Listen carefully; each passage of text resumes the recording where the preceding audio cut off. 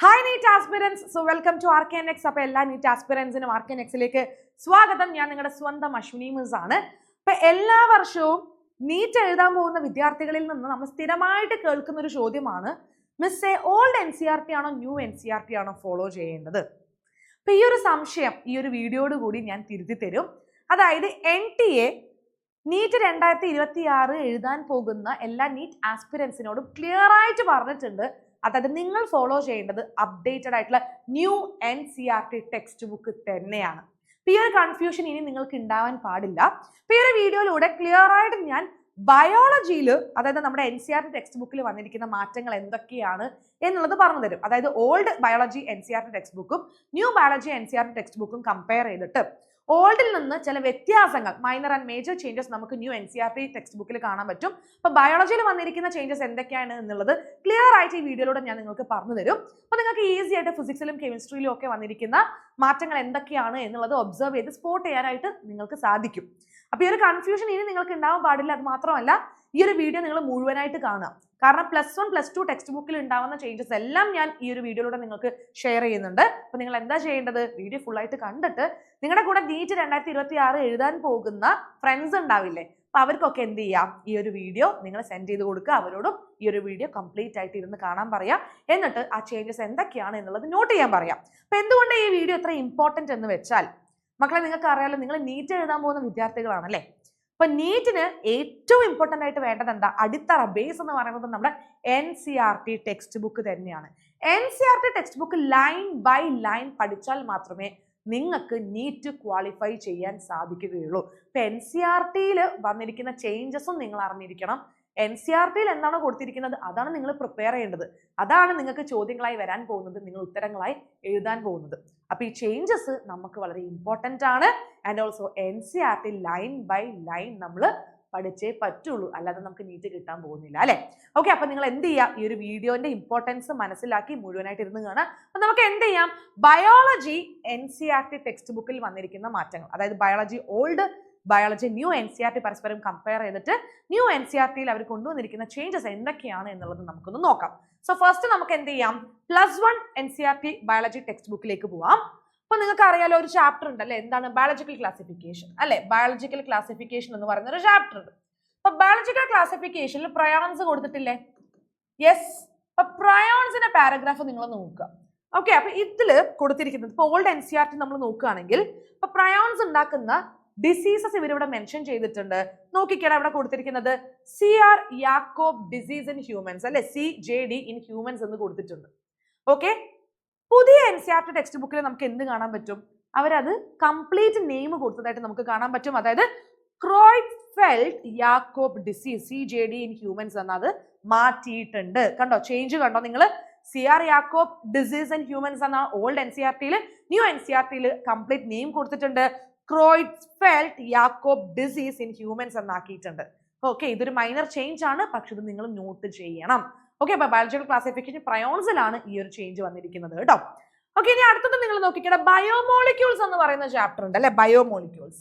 Yes, biomolecules എന്ന് പറയുന്ന ചാപ്റ്ററിൽ നിങ്ങൾക്ക് എന്ത് കാണാൻ പറ്റും? ഇതുപോലെ നിങ്ങൾക്കൊരു ടേബിൾ കാണാൻ പറ്റും. ഇപ്പോൾ ഓൾഡ് NCERTയിൽ ഹൈഡ്രജന്റെ പെർസെന്റേജ് വെയിറ്റ് ഹ്യൂമൻ ബോഡിയിൽ കൊടുത്തിരിക്കുന്നത് എത്രയാണ്? 0.5 എന്നാണ് കൊടുത്തിരിക്കുന്നത് അല്ലെ. അതേ സമയത്ത് നമ്മുടെ ന്യൂ NCERTയിൽ ആ ഒരു തെറ്റ് അവർ തിരുത്തിയിട്ടുണ്ട്. മിസ്റ്റേക്ക് റെക്ടിഫൈ ചെയ്തിട്ട് അത് എന്താക്കി മാറ്റിയിട്ടുണ്ട്? 9.5 എന്നാക്കി മാറ്റിയിട്ടുണ്ട്. അപ്പൊ വാല്യൂല് ചേഞ്ച് വന്നിട്ടുണ്ട്. ഇതൊരു മേജർ ചേഞ്ച് ആണ്, നോട്ട് ചെയ്തോളാം. 0.5 എന്നുള്ളത് അവർ മാറ്റി 9.5 എന്നാക്കിയിട്ടുണ്ട്. ഇതേ ചാപ്റ്ററിൽ, അതായത് ബയോമോളിക്യൂൾസ് എന്ന് പറയുന്ന ചാപ്റ്ററിൽ തന്നെ നമുക്കറിയാം പ്രോട്ടീനിന്റെ സ്ട്രക്ചർ നമുക്ക് പഠിക്കാനുണ്ട് അല്ലെ. Primary, secondary, tertiary, quaternary structures പഠിക്കാനുണ്ട്. അതിൽ തന്നെ സെക്കൻഡറി സ്ട്രക്ചറിൽ നമുക്കറിയാം ആൽഫ ഹെലിക്സും ബീറ്റ പ്ലീറ്റഡ് ഷീറ്റും ഉണ്ട്. അപ്പോൾ ഓൾഡ് NCERTയിൽ അവിടെ ഒരു സ്പെല്ലിംഗ് മിസ്റ്റേക്ക് ഉണ്ട്. എന്താ spelling mistake? Beta plated sheet എന്നാണ് കൊടുത്തിരിക്കുന്നത്. പക്ഷെ ന്യൂ NCERTയിൽ ആ ഒരു സ്പെല്ലിംഗ് മിസ്റ്റേക്ക് അവർ മാറ്റിയിട്ടുണ്ട്. ആ മിസ്റ്റേക്ക് അവർ റെക്ടിഫൈ ചെയ്തു. ബീറ്റ പ്ലേറ്റഡ് ഷീറ്റ് എന്ന് ക്ലിയർ ആയിട്ട് മെൻഷൻ ചെയ്തിട്ടുണ്ട്. ഓക്കെ, ബീറ്റ പ്ലേറ്റഡ്, പ്ലേറ്റഡ് അല്ല പ്ലേറ്റഡ് ഷീറ്റ് എന്ന് മാറ്റിയിട്ടുണ്ട്. ഓക്കെ, അപ്പൊ അടുത്ത ചാപ്റ്റർ നോക്കിക്കേ, cell the unit of life എന്ന് പറയുന്ന chapter. Cell the unit of life. Cell the unit of life എന്ന് പറയുന്ന ചാപ്റ്ററിൽ സെൽ തിയറി കൊടുത്തിട്ടുണ്ട്. ഓക്കെ, അപ്പൊ സെൽ തിയറിയിൽ സയന്റിസ്റ്റിന്റെ സ്ഥലം, അവിടെ ഒരു മാറ്റം നമുക്ക് കാണാൻ പറ്റും. ആ മിസ്റ്റേക്ക് അവര് ചേഞ്ച് ചെയ്തതായിട്ട് കാണാൻ പറ്റും. നോക്കിക്കടാ, at about the same time Theodore Schwann 1839 a British zoologist studied different types of animal cells. അല്ലെ, ബ്രിട്ടീഷ് zoologist അതവര് മാറ്റിയിട്ടുണ്ട്. എന്നിട്ട് എന്താക്കി പുതിയ NCERT-യില്? at about the same time Theodore Schwann 1839 a German zoologist, എന്താണ്, a German zoologist studied different types of animal cells എന്ന് clear ആയിട്ട് ആ ചേഞ്ച് അവർ വരുത്തിയിട്ടുണ്ട്. ഇതൊരു മേജർ ചേഞ്ച് തന്നെയാണ് അല്ലെ. അപ്പൊ അത് കംപ്ലീറ്റ് ആയിട്ട് ആ സ്ഥലം മാറിയിട്ടുണ്ട്. ബ്രിട്ടീഷ് സോളജിസ്റ്റിൽ നിന്ന് അത് ജർമ്മൻ സോളജിസ്റ്റിലേക്ക് അവരത് മാറ്റിയിട്ടുണ്ട്. നോട്ട് ചെയ്തോളുക. Okay, and same chapter cell the unit of ലൈഫിൽ തന്നെ നമുക്കറിയാം സൈറ്റോപ്ലാസം എന്ന് പറയുന്നത് എന്താണ്? സെമി ഫ്ലൂയിഡ് ആണ്.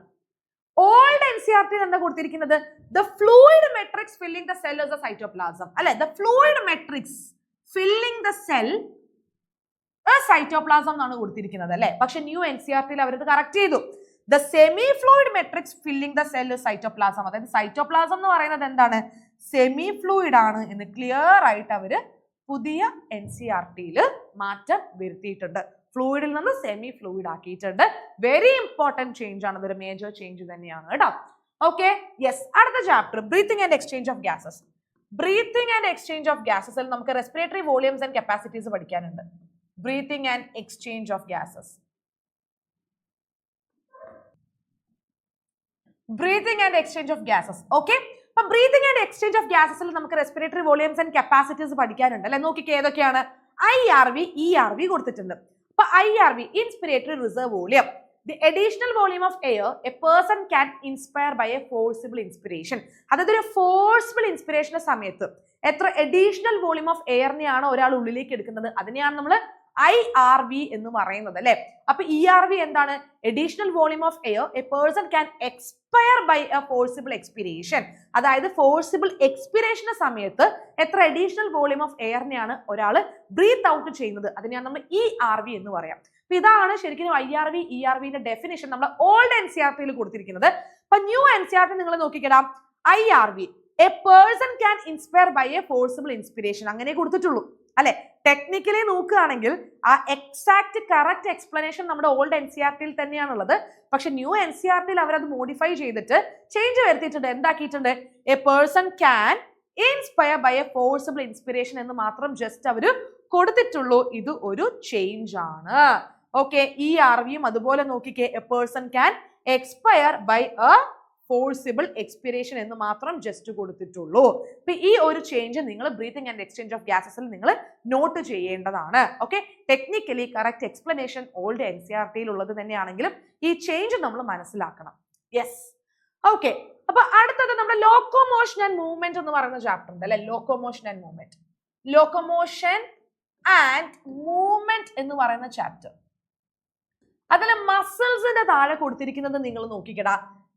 Flagellar movement helps in the swimming of spermatozoa, maintenance of water current in the canal system of sponges, and in locomotion of protozoans like Euglena. അല്ലെ, old NCERT-ൽ കൊടുത്തിരിക്കുന്നത് എന്താണ്? പ്രോട്ടോസോവൻസ് എന്നാണ് അല്ലെ. പ്രോട്ടോസോവൻസ് ലൈക്ക് യുഗ്ലീന എന്നാ കൊടുത്തിരിക്കുന്നത്. Euglena protista അല്ലേ. Yes, അപ്പൊ ന്യൂ NCERT-ൽ കൃത്യമായിട്ട് അവർ എന്ത് ചേഞ്ച് വരുത്തിയിട്ടുണ്ട് നോക്കിക്കേ.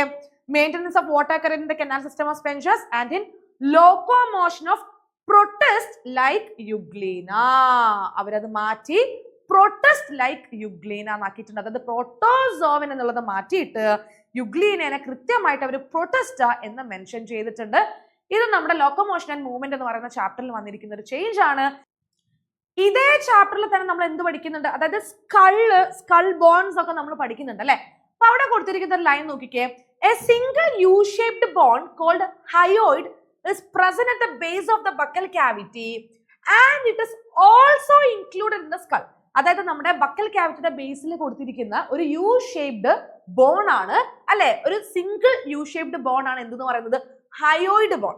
ഓക്കെ, അപ്പൊ ഓൾഡ് NCERT-ൽ പറഞ്ഞിരിക്കുന്നത് എന്താണ്? It is also included in the skull.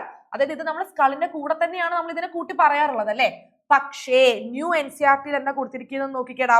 അതായത് a single U-shaped bone called hyoid is present at the base of the buccal cavity. അത്രേ ഉള്ളൂ. is also included in the skull എന്നുള്ള ആ ഒരു സ്റ്റേറ്റ്മെന്റ് അവർ അവിടുന്ന് എടുത്ത് ഒഴിവാക്കിയിട്ടുണ്ട്. അതിന്റെ അർത്ഥം it is not included in the skull എന്നാണ് അല്ലെ. Not included in the skull. അവരവിടെ കൃത്യമായിട്ട് a single U-shaped bone called hyoid is present at the base of the buccal cavity എന്ന് മാത്രമാണ് കൊടുത്തിരിക്കുന്നത്.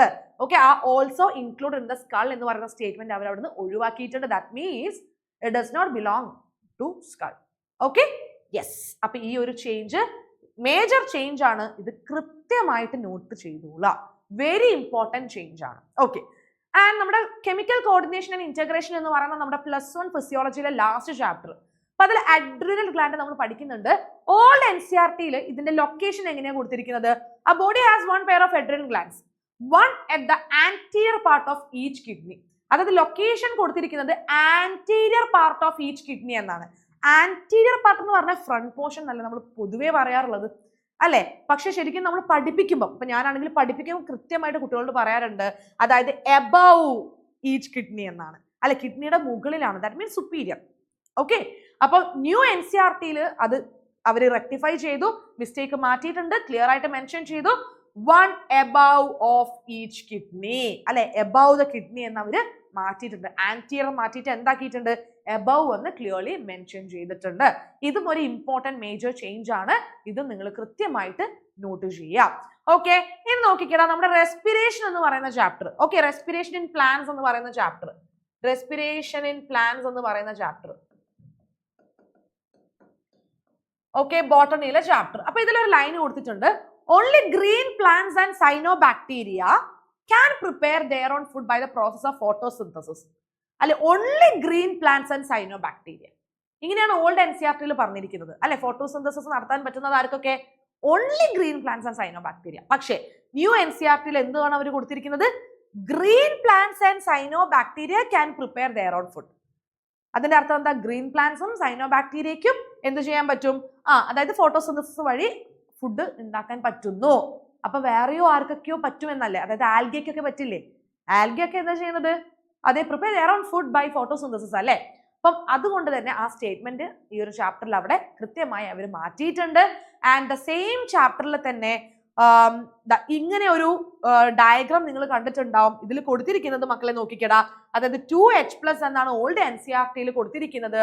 ഇൻസഫിഷ്യന്റ് ആണ്. പക്ഷേ അത് 4H+ എന്ന് മാറ്റിയിട്ടുണ്ട്. 4H+. കണ്ടല്ലേ, കൃത്യമായിട്ട് sufficient amount of hydrogen ions 4H+ എന്നുള്ളത് അവർ കൃത്യമായി മാറ്റിയിട്ടുണ്ട്. ഓക്കെ, ടീച്ചേഴ്സ് പഠിപ്പിക്കുമ്പോൾ എനിക്ക് തോന്നുന്നു 4H+ തന്നെയായിരിക്കും നിങ്ങൾ പഠിപ്പിച്ചിട്ടുണ്ടാവുക അല്ലെ. പഠിപ്പിക്കുമ്പോൾ നമ്മൾ അങ്ങനെയാണ് പഠിപ്പിക്കുക. പക്ഷെ ഓൾഡ് NCERT-യിൽ ഒരു മിസ്റ്റേക്ക് ആണ് 2H+. അത് അവർ മാറ്റി 4H+ എന്ന് കറക്റ്റ് ചെയ്തിട്ടുണ്ട്. ഓക്കെ, അപ്പൊ ഇതൊക്കെയാണ് +1 ബയോളജി NCERT ടെക്സ്റ്റ് ബുക്കിൽ വന്നിരിക്കുന്ന ചേഞ്ചസ്. ഇനി നമ്മൾ +2ലേക്ക് പോവാണെങ്കിൽ നോക്കിക്കേ, ന്യൂ NCERT-യിൽ ഓക്കെ ഈ chapter sexual reproduction in flowering plants ആണ്. Sexual reproduction in flowering plants.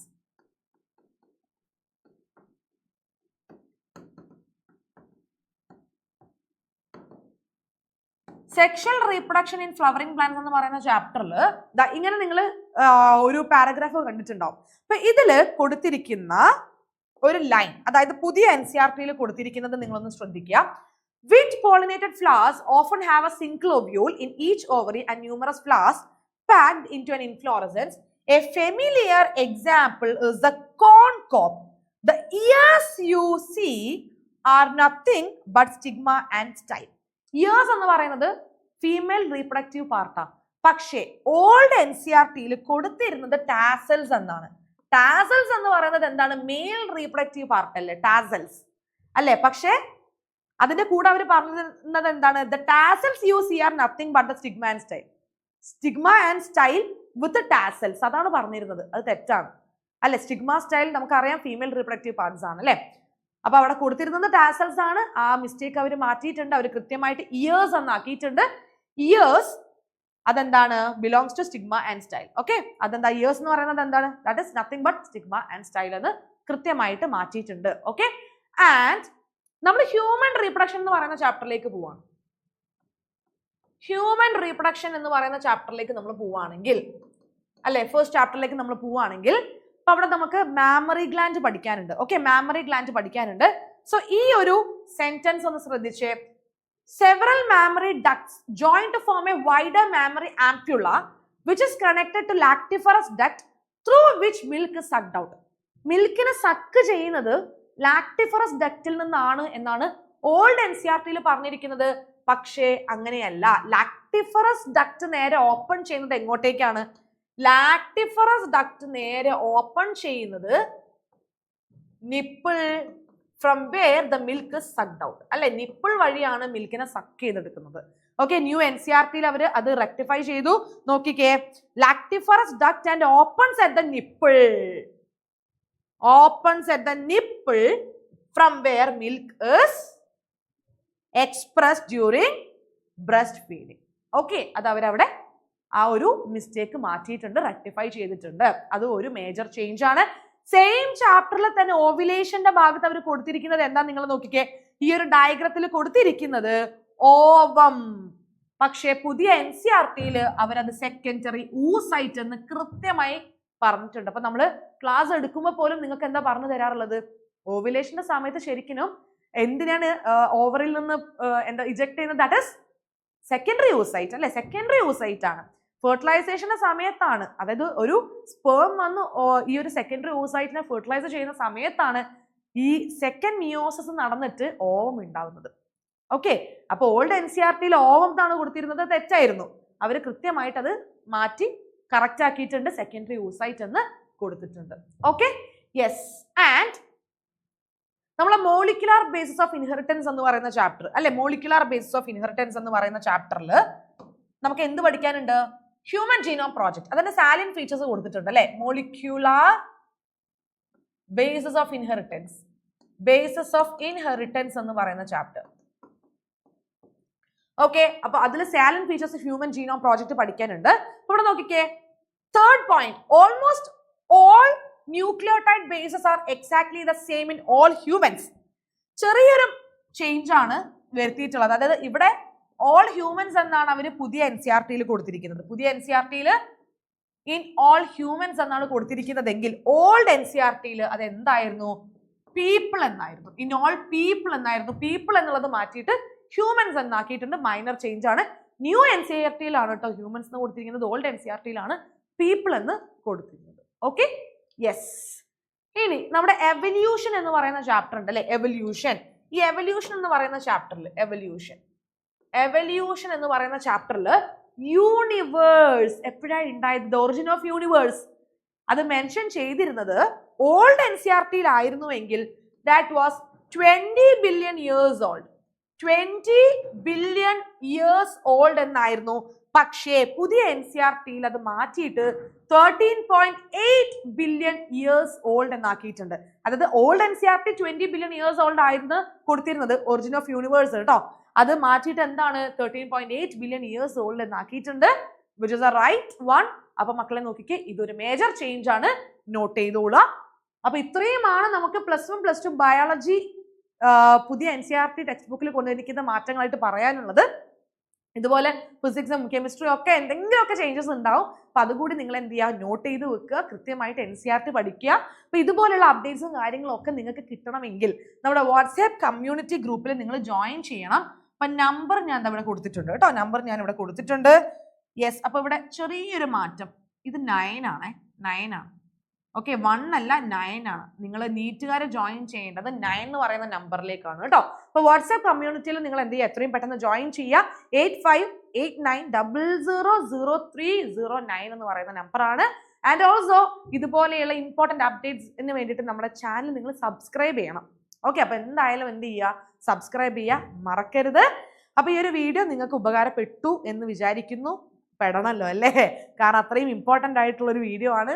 ഈ ചേഞ്ചസ് നിങ്ങൾ മനസ്സിലാക്കിയേ പറ്റുള്ളൂ, എന്നാലേ നിങ്ങൾക്ക് പഠിച്ചിട്ട് കാര്യമുള്ളൂ. അപ്പോൾ മാക്സിമം ഫ്രണ്ട്സിന് ഷെയർ ചെയ്ത് കൊടുക്കുക കേട്ടോ. Okay, yes. അപ്പോൾ നമുക്കിനി അടുത്ത വീഡിയോയിൽ കാണാം. Children, by.